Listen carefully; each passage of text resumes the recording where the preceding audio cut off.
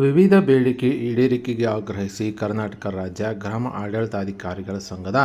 ಅನಿರ್ದಿಷ್ಟಾವಧಿ ಪ್ರತಿಭಟನೆ 5ನೇ ದಿನಕ್ಕೆ ಕಾಲಿಟ್ಟಿದೆ.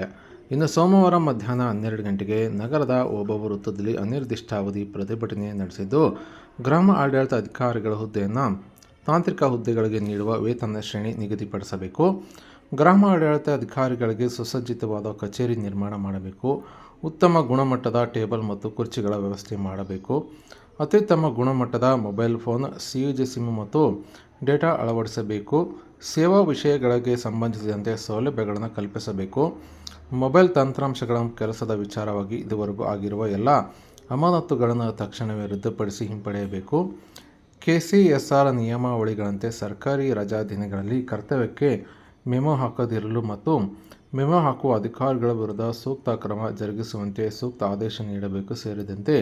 ವಿವಿಧ ಬೇಡಿಕೆ ಈಡೇರಿಕೆಗೆ ಆಗ್ರಹಿಸಿ ಅನಿರ್ದಿಷ್ಟಾವಧಿ ಪ್ರತಿಭಟನೆ ನಡೆಸಿದ್ದು, ಕೈಗೆ ಕಪ್ಪು ಪಟ್ಟಿಯನ್ನು ಧರಿಸಿಕೊಂಡು ಈ ಒಂದು ಪ್ರತಿಭಟನೆ ನಡೆಸಿ ಆಕ್ರೋಶ ಹೊರಹಾಕಿದ್ದಾರೆ.